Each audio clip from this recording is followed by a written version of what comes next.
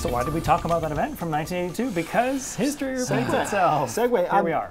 I had just looked this up because I was wondering when the latest foot or more of snow in Portland was. It was that storm. It was that one. Wow. in 1982. Am I getting the date right? April 6th, April 5th, something like that. So we actually would not, even if my forecast goes wrong and we get a foot in Portland, we wouldn't break that the record. So. Okay. We've had enough record breakers for the year. I think it's okay we let this one slide. Let's keep it normal here. Look at this storm system. It is a very far-ranging storm, and there's been a lot of severe weather impacts with it. Often the case as you get into spring that these storms are severe weather storms down to the south. We're just into the leading edge of this precipitation now. As Ann showed you, just starting to rain on the southwest parts of York County, so right around on schedule here, 4 o'clock, and moved in. It's continuing to move off to the north and east. These surface temperatures just aren't cold enough, right? It can snow at 38, it can, but it's just got to be really dumping snow in the right conditions, and we're just not seeing that right now. Inland, we're seeing a little mixture of snow. I'd love to hear from you in a place like Freiburg and tell me what's actually falling. The radar clearly has no idea. I would guess it is wet snow that's not accumulating. So the rest of this afternoon into the early evening, I don't have any concerns about driving around. It's not until later tonight that we cool down enough that we start accumulating on the roadways. The precipitation rate increases at the same time. Notice this small scale model is starting to see what I was talking about yesterday or the last couple of days, which is I think we're going to be fighting here along the coastline until late evening, early morning, and then it starts snowing everywhere. And this is the worst of the storm for the coastline. It's probably 3 a.m. to 9 a.m., something like that. Inland, it will snow all day on Thursday, and it will be able to accumulate. The roads might be a little bit hard to accumulate on, but everything else it should stick. Along the coastline here, this model has 34, 33.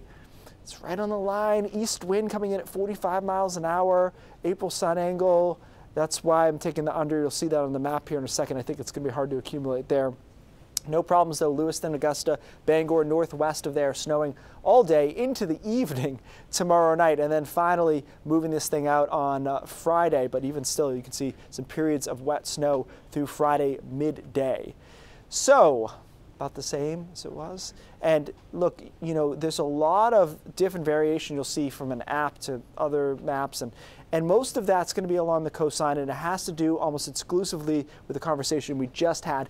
How much snow can we accumulate during the day along the coastline? I think not a whole lot, and that's why we have 4 to 8, but as soon as you get away from the coast, 8 to 12, 12 to 18, 18 plus out towards Freiburg and Bridgeton. The winds will also be an issue, peaking it looks like mid-morning tomorrow, about 40 to 50 miles an hour due east. Power outages I think are likely. We have a little tool, an algorithm, that guesses what power outages will look like. Moderate, high, very high. I've never seen very high on this map. So this is tomorrow morning. It doesn't have a whole lot of that, but I think there's going to be more down across southern coastal Maine than this model thinks, because it's a model and it doesn't see what the trees look like from that ice storm that we had a week and a half ago. So that's all going on. It's still pretty unsettled into Saturday and then some late sun Sunday, and we just turned the corner hard after that. Sunday afternoon, Monday's still looking good, Tuesday's looking good. By the way, Monday looks good pretty much across all of New England, so it will not be